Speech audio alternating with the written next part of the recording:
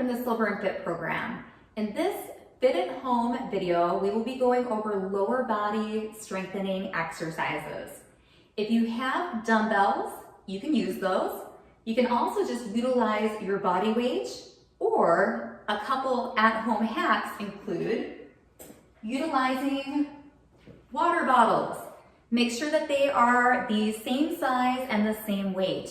You could fill the water bottles with water, sand, rice, rocks. Just weigh them on a scale and make sure that they're even. These are recyclable ones and they're easy to hold in your hands.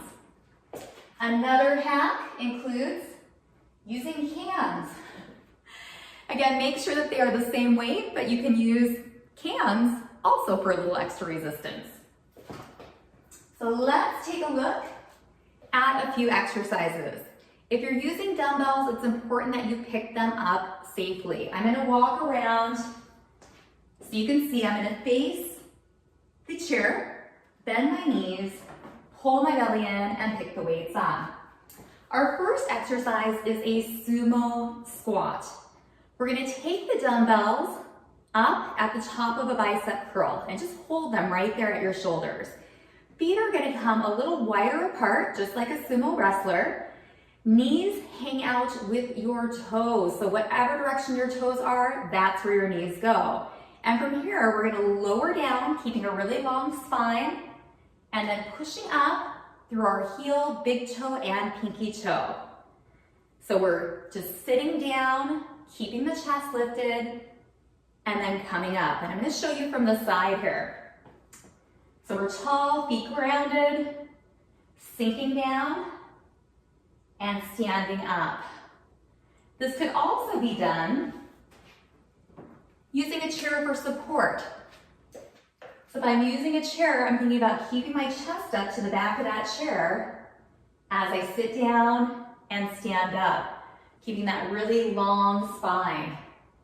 And squats are good for improving everyday activities. Think of how many things that you do where you have to use that leg strength to get down and up. Our second exercise is a lunge, also very functional. If you're using a weight, remember proper lifting, bend. I'm gonna take one weight. I'm gonna have support if I'm feeling a little unsteady, stable chair, countertop, wall. One foot is forward. The other leg is back and you're on the toe. You have your weight right by your side, everything is stacked up. Hips, shoulder, and ear. And from here, you're simply just gonna bend both knees and then come straight up. So we're keeping the spine nice and tall, your toes hanging out with your knee, belly's pulled in, and you're also going through the range of motion that feels good for your knees. So it could be really small, or if it feels good, you may take a deeper lunge. The next exercise, exercise 3, is having your leg go out to the side. So again, light support is nice for this one. We're gonna ground the inside leg. The outside leg, we can take the weight and let it rest right on the thigh. And you're just simply gonna lift the leg out to the side and back in. You can resist yourself by pushing the weight into your thigh just a bit. If you don't have a weight, you could just take your hand on your thigh. And what's important here is that we stay tall, not leaning. So it may be better to have a smaller range of motion. Your hips should always feel comfortable. This is a tricky one because you're not just gonna feel it in the moving leg, you're gonna feel it in the standing leg as it stabilizes for support. And you'd want to do that on the opposite side. Moving down, we're gonna work on the back of the lower legs, your calf muscles. So you can hold both dumbbells in your hands, and then feet are grounded, standing tall. You're simply gonna lift the heels up and lower them down. Lifting them up and lowering them down. If you need a little support, you can always come to the back of that chair and lift and lower. It is a weight shift.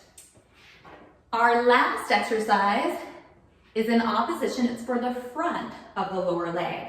So one foot comes forward and you're just gonna tap the toe up.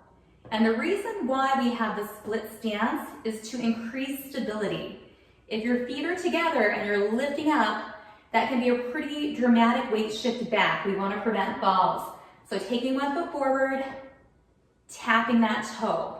This works the front of the lower leg, increasing strength in your shin, which is vital for walking and lifting your feet up. It helps prevent shuffle stepping, which helps us with fall prevention.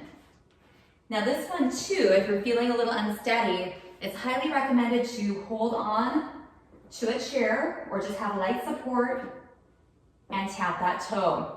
This exercise will be done on both sides. Those are a few lower body exercises that get all the main muscles that will help you to be stronger and perform all your activities each day with more ease. Each exercise you can build up to doing 10 to 20 times. You can repeat them all and then do it again and again. So 1 to 3 sets. For muscles, when you're doing strength training, it's good to have a day of rest in between your sessions to let those muscles recoup. This is Penny from the Silver&Fit program, lower body strength training.